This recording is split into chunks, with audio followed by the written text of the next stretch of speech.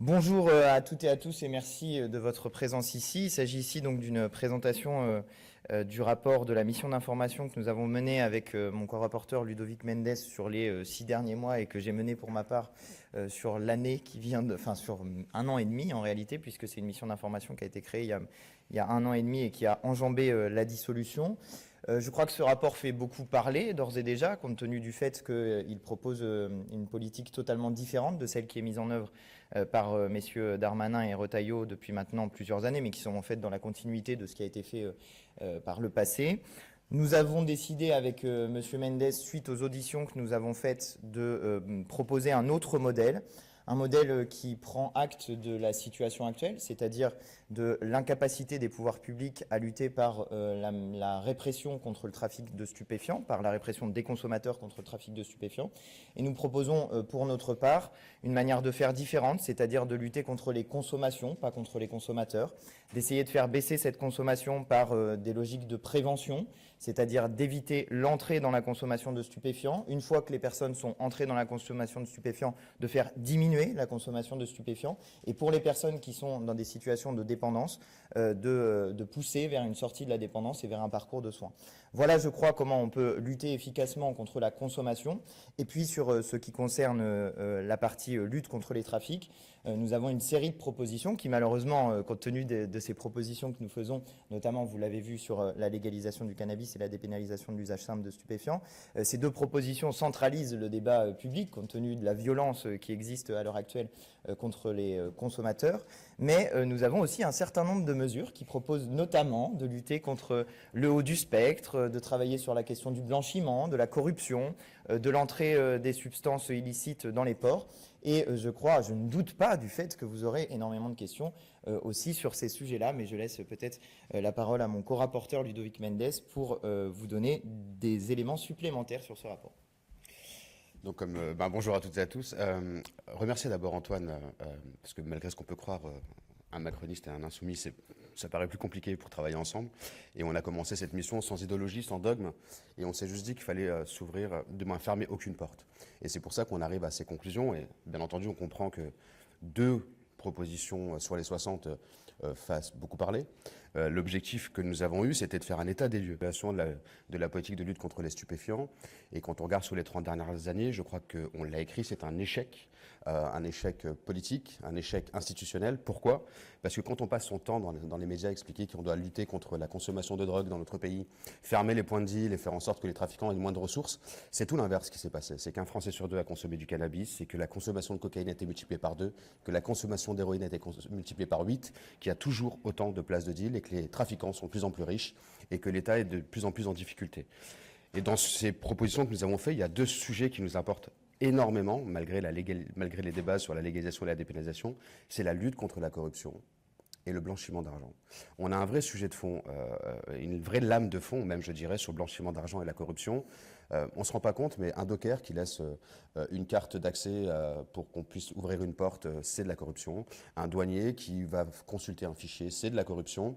Et aujourd'hui, malheureusement, ce n'est pas assez bien quantifié parce qu'on n'est pas en capacité de pouvoir savoir qui a été condamné pour corruption, étant donné que le code pénal est un peu trop compliqué sur le sujet. Et on a un deuxième point qui nous importe énormément, c'est le blanchiment d'argent. Pourquoi ? Parce qu'on parle d'un marché de trafiquants mondial qui pèse entre 400 et 1000 milliards de dollars. Dans notre pays, on estime que c'est 4 milliards d'euros juste pour le trafic de drogue, hormis les autres trafics. Ce qui démontre bien que cet argent sert à des personnes, qui les blanchit, qui les réutilise dans l'économie réelle. D'ailleurs, c'est intégré auprès de notre PIB à hauteur de 2,5 milliards. Ça montre bien que l'État français comprend qu'il y gagne aussi financièrement. Malheureusement, le blanchiment d'argent aujourd'hui, ce qui est mis en place, même si ça fonctionne en partie, ce n'est pas suffisant pour remonter les filières. Et nos enquêteurs, nos juges, qui font un travail formidable au quotidien, sont démunis et dépassés, dans le sens où ils n'ont pas suffisamment de temps, parce qu'ils passent beaucoup trop de temps sur les petits jobbers, sur les petites personnes utilisées par les trafiquants, plutôt d'aller chercher le blanchisseur ou les personnes qui blanchissent énormément d'argent. Et on s'est rendu compte, grâce à certaines déclarations qui ont été faites, que le blanchiment d'argent concerne tous les trafics et que les blanchisseurs sont souvent les mêmes. Donc on peut faire un gros travail sur le blanchiment d'argent qui arriverait sur le narcotrafic, sur la lutte contre la traite humaine, contre la vente d'armes et aussi la défiscalisation de certaines personnes qui habitent les beaux quartiers de certaines de nos villes. Et ça, c'est important à rappeler. Et ces sujets-là ne sont rarement mis sur la table.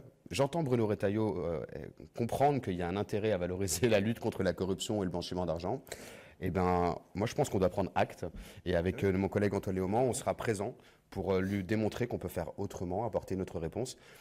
Et juste un dernier point, les propositions que nous faisons ne sont pas ni dogmatiques, ni idéologiques. À partir du moment où on fait un constat d'échec sur des politiques de répression, qu'on fait un constat que le consommateur de drogue est abandonné, se retrouve à faire des allers-retours en prison et n'est jamais pris en considération par le système médical, que le ministère de la Santé n'a jamais voix au chapitre, alors que dans tous les pays d'Europe autour de nous, c'est le ministère de la Santé qui donne des informations, des considérations et des évolutions sur le sujet. D'ailleurs, le ministre de la Santé suisse, hier matin, a ouvert la voie de la légalisation en Suisse. Je ne suis pas certain qu'on puisse dire que la Suisse est un pays laxiste.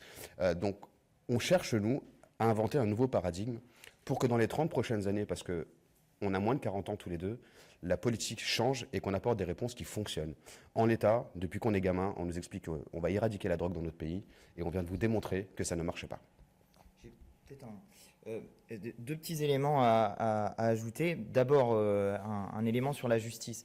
Parce que moi, ce qui m'a le plus sidéré, mais ce n'est pas seulement la justice d'ailleurs, c'était dans les auditions que j'avais faites aussi avec les policiers dans la phase précédente, mais il y a un problème majeur qui est posé sur les logiciels qui sont utilisés et par les forces de police et par les magistrats. Les logiciels qui sont utilisés par la France ne fonctionnent pas. Et il y a eu d'ailleurs récemment un article qui a été publié, je crois que c'était dans Le Monde, sur justement le logiciel de la police qui, après, je crois que c'est 8 ans, 10 milliards ou 15 milliards d'euros d'investissement, ne fonctionne toujours pas. Et tout le monde s'en fiche. C'est vraiment du temps de travail qui est perdu pour les policiers. Il y a du temps de travail qui est perdu pour les magistrats avec des logiciels comme Cassiopée et Sirocco qui ne fonctionnent pas, qui font perdre du temps à nos magistrats. Et on a un peu l'impression que tout le monde s'en fiche et que des solutions assez simples comme juste avoir des logiciels qui fonctionnent ne sont toujours pas mis en œuvre, alors qu'il y a 8 ans, on a constaté qu'il y avait un problème. Vraiment, ça c'est un des trucs qui m'a le plus choqué en faisant cette mission d'information. Et puis le deuxième élément, et puis les assistants de justice, c'est vrai, quand on a été au tribunal judiciaire de Paris, on s'est rendu compte que les assistants de justice spécialisés dans la lutte contre le blanchiment n'avaient toujours pas les licences de logiciels nécessaires à mener la lutte contre le blanchiment. On parle de licence de logiciel, c'est-à-dire quelque chose où si on débloque 10 000, 20 000 euros, potentiellement, on peut permettre aux travailleurs de la lutte contre le blanchiment de juste faire leur travail. Et on nous dit, la lutte contre le blanchiment, ça c'est l'urgence, etc. Mais les gens n'ont pas les logiciels qui permettent de travailler. J'aimerais que tout le monde réagisse parce que là, il s'agit de se réveiller un petit peu sur ce sujet-là. Ensuite, deuxième point, je voudrais répondre à M. Retailleau, qui était ce matin l'invité d'une matinale, où il a dit que la légalisation, ça ne fonctionnait pas parce que vous voyez, sur le tabac, eh bien, sur le tabac, tout est capté par le marché noir. Alors, M. Retailleau devrait arrêter de lire le JDD, qui relaie les informations de Philip Morris, puisque Philip Morris a un intérêt au fait qu'il y ait une baisse des prix du tabac pour essayer d'augmenter la consommation de tabac, vu que Philip Morris fait de l'argent sur le tabac, donc c'est l'intérêt de Philip Morris. Car en réalité, les statistiques sur le sujet sont qu'on est plutôt autour de 10 à 20% de la vente de tabac qui passe par un marché qui est dit illégal, mais qu'en réalité, l'essentiel du tabac qui passe par ce marché illégal, c'est qu'il est acheté à l'étranger. Et qu'il y a donc des gens qui vont essayer d'acheter du tabac ailleurs et qui ensuite le revendent, etc. Je peux le témoigner. Bon. Étant peut-être du Luxembourg. Bon, bah voilà. Et deuxième point, c'est que je voudrais dire à M. Retailleau que nous parlons de modèles qui sont des modèles qui fonctionnent. Et justement, ce que nous faisons dans ce rapport, c'est d'étudier les modèles de légalisation qui ne fonctionnent pas pour essayer de ne pas reproduire les modèles qui ne fonctionnent pas. Parce que oui, c'est vrai qu'il y a des modèles de légalisation qui ne fonctionnent pas. Il y a un certain nombre de règles à mettre en place pour que ça fonctionne. On a d'ailleurs un désaccord avec mon co-rapporteur Ludovic Mendes sur la place de l'État dans le système de vente du cannabis. Mais on est d'accord sur un certain nombre de points, et notamment sur les objectifs qui doivent être mis en œuvre, à savoir des politiques de santé publique. Nous voulons lutter contre la consommation, pas contre les consommateurs. Et je voudrais que tout le monde retienne bien cette phrase. Parce qu'en réalité, si vous luttez contre les consommateurs, on a l'exemple de, à l'heure actuelle, ce qui se passe. Vous luttez contre les consommateurs, vous mettez des amendes. Est-ce que ça fait baisser la consommation de drogue? Réponse, non. Donc peut-être qu'on peut essayer autre chose, peut-être qu'on peut essayer des politiques de prévention. On n'a jamais essayé en France. Par contre, il y a d'autres pays qui ont essayé et ça fonctionne. Je ne sais pas, est-ce qu'on pense que les Portugais sont très différents des Français sur, je ne sais pas quoi, le plan intellectuel? Bah, a priori pas. Donc, si ça fonctionne au Portugal, si ça fonctionne dans d'autres pays, il me semble qu'il est temps que nous mettions en place ce qui fonctionne aussi dans le nôtre. Voilà. J'ai deux questions. La première, quelle suite vous espérez donner à ce rapport? Est-ce que, par exemple, vous avez cité Bruno Retailleau à plusieurs reprises, est-ce que vous voulez parler aux ministres concernés d'abord? Et est-ce que vous voyez là un aveu d'échec de se dire que comme tout ce qu'on a tenté par le passé pour limiter la consommation de stupéfiants ne fonctionne pas, on se dit qu'il faut peut-être aller trouver d'autres solutions? Tu réponds ? Moi, j'ai échangé rapidement avec lui hier parce que une partie de la commission des lois était présente. J'ai son numéro pour travailler, pas pour d'autres raisons. On aura un désaccord avec Bruno Retailleau et le ministre de la Justice, garde des Sceaux, Gérald Darmanin. Il faut qu'on arrête de parler d'échec, de laxisme et de défaite. Si on était honnête, on se dirait que ce rapport démontre qu'il y a une défaite de l'État. On n'est pas dans cette logique-là. Je pense que l'État a essayé de faire des choses avec une politique, a s'est donné les moyens. On a des agents de police, de gendarmerie, des douaniers, des magistrats qui font vraiment, on vous l'a dit, un travail formidable, mais qui ont la sensation de vider l'océan à la petite cuillère. Et de se dire que quoi qu'il arrive, ça ne change rien. On a fait volontairement un calcul sur le nombre d'agents qui avaient été envoyés, par exemple à Marseille, sur les places nettes XXL, par rapport au nombre d'agents et ce qui a été récupéré. C'est 3 grammes par agent. 3 grammes, c'est 10 joints. En gros, c'est pas grand-chose. Je veux bien qu'on soit content qu'à Nancy, il y ait eu une prise de 90 000 euros de cash il y a 15 jours suite à une enquête de l'OFAST. Mais 90 000 euros sur 4 milliards, c'est rien. Alors, on ne dit pas qu'il ne faut rien faire. Au contraire, dans les préconisations, on renforce, on va améliorer les qualités au niveau de la justice, on donner plus de moyens au GIRS, au GINALCO. Mais en l'état, on nous explique qu'il faut un PNACO, qu'il faut faire autrement. Sauf que le autrement est la même chose que ce qui a été fait jusqu'à maintenant. Et le seul autrement qui est proposé, c'est notre vision des choses. C'est un autre paradigme. Pourquoi on dit ça? Parce que tant qu'on ne changera pas d'avis sur le consommateur, qui ne sera pas traité en termes de santé publique, qui ne sera pas accompagné en termes de santé publique, en termes médico-social, il continuera à consommer. Et ça, dans toutes les sphères. Prenons volontairement l'exemple de De Chavannes ou Palmade qui sont en ce moment cités dans la presse. Ils ont tous dit être sortis et être retombés. Être sortis et être tombés. On parle de personnes qui ont des moyens financiers. Et malgré tout, ils ont des difficultés à s'en sortir. Imaginons ceux qui n'ont pas les mêmes moyens financiers pour pouvoir s'en sortir. L'État ne les accompagne pas. J'ai des exemples où les personnes n'ont fait que des allers-retours en prison. Ça ne marche pas. Ça ne répond pas aux besoins. Et en plus, ils se marginalisent de plus en plus, créent une forme de délinquance et se retrouvent dans des grandes difficultés. Donc voilà pourquoi on propose ça à Bruno Retailleau et à Gérald Darmanin. Il y a un texte narcotrafic qui va être étudié le 7 mars en commission des lois, qui vient du Sénat, qui a été voté à l'unanimité. On l'a critiqué en partie, on l'a félicité sur la majeure partie. On a des préconisations qui sont présentes dans ce rapport qui peuvent aller dans ce texte. Je pense qu'on peut travailler ensemble sur le sujet. C'est transpartisan, on est rapporteur d'une mission d'information. Et je crois qu'on va être en capacité vraiment de convaincre certains de nos collègues de dire que toutes les propositions qui sont de juste, on met de côté la justice, on met de côté la police et tous les autres, ça ne peut pas fonctionner. C'est soit on travaille tous ensemble, et on arrive à avoir une véritable task force qui lutte contre le haut du spectre des narcotrafiquants, soit on continuera à subir la politique des narcotrafiquants. Et on parle de guerre. Je pense que le terme n'est pas adapté. D'ailleurs, nous, on ne parle pas de guerre contre les narcotrafics. On parle de les assécher, de les démanteler. Et la seule façon d'assécher un trafic, c'est de retirer son consommateur. C'est l'offre et la demande. Et Antoine a raison quand il dit que c'est un marché ultra-capitaliste. Ils ont compris qu'une chose, c'est comment gagner de l'argent et de faire de la marchandise adaptée potentiellement à une forme d'addiction et que les personnes ne sortent jamais. Si l'État ne prend pas sa responsabilité là-dedans, alors on laissera les gens continuer à mourir. Et les dommages collatéraux que nous avons aujourd'hui à Marseille, à Grenoble et ailleurs, c'est aussi, en partie, la responsabilité de l'État français. Oui. On a un peu l'impression que sur les constats, tout le monde va être à peu près d'accord. Et que c'est ensuite sur les solutions à proposer qu'il va y avoir des différences. Par exemple, on nous dit la légalisation du cannabis, ça pousserait à d'autres usages de drogue. Et on commence par légaliser le cannabis et ensuite les gens vont entrer dans d'autres types d'usages. Pardon, mais c'est ce qui se produit à l'heure actuelle avec les points de deal et les dealers. Qu'est-ce qu'ils font les dealers en ce moment? Ils proposent l'ensemble des drogues à la vente et pour les gens qui achètent un type de drogue, ils vont faire des offres promotionnelles pour genre 5 grammes de cannabis acheté, 1 gramme de cocaïne offert. Pourquoi font-ils cela? Parce qu'ils savent très bien qu'il y a des drogues qui créent davantage de dépendance et qui leur permettent d'avoir davantage de profit. Donc, c'est en laissant dans le système mafieux à l'heure actuelle qu'on pousse justement à des consommations croisées. La légalisation pour éviter que des gens entrent dans d'autres types de dépendance que celle qu'ils ont, c'est une méthode efficace. Par ailleurs, il y a un sujet, moi, dont j'ai pris conscience en faisant ce rapport sur le cannabis. C'est le rapport de la Société française à l'alcool.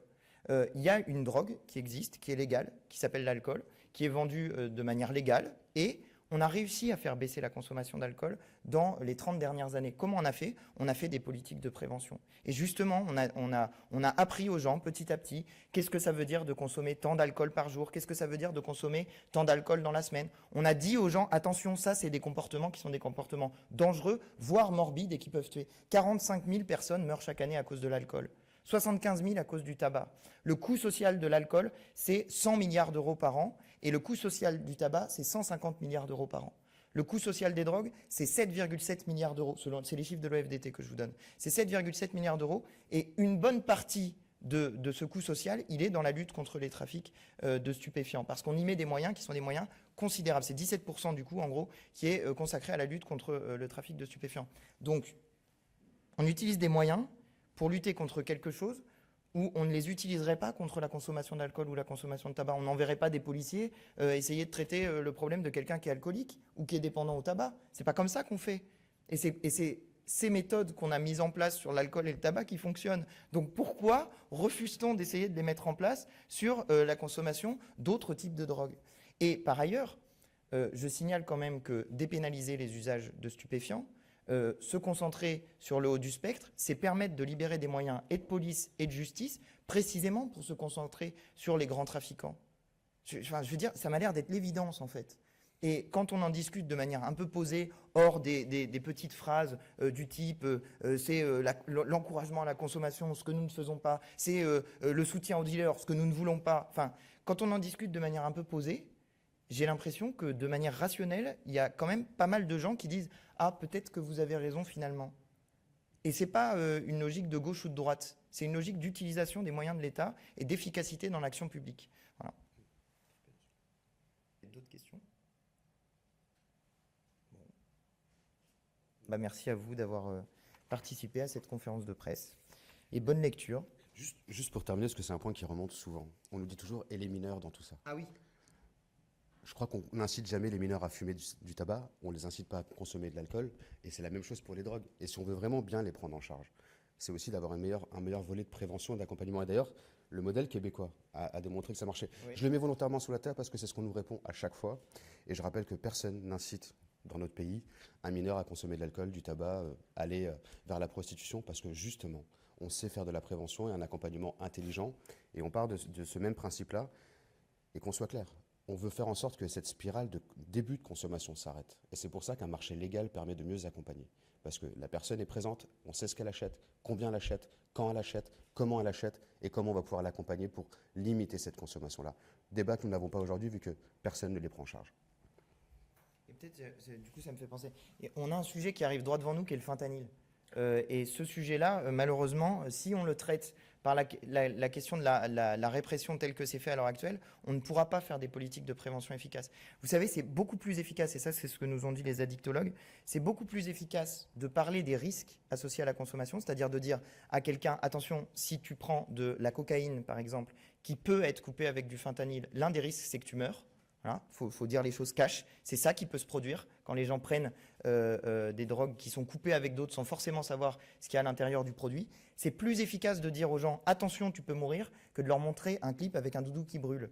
Parce que le fait qu'ils participent à financer les trafics, ils en sont à peu près au courant du fait qu'ils vont acheter à un dealer et que justement, peut-être qu'ils n'ont pas envie d'acheter les choses à un dealer, et notamment pour la consommation de cannabis, sans doute qu'ils n'ont pas envie de financer le trafic illégal, les gens. Parce qu'ils ne sont pas très heureux du fait de voir qu'il y a des gens qui se font tuer justement dans les trafics. Donc, on nous reproche à nous une politique qui, pour l'instant, est celle qui sert les trafiquants. Parce que les trafiquants ne font pas de bénéfices sur le cannabis si jamais le cannabis est légal et qu'on a réussi à assécher le marché noir en légalisant le cannabis. Donc la politique de légalisation du cannabis que nous proposons avec mon co-rapporteur Ludovic Mendes, ce n'est pas un renoncement, c'est du courage politique.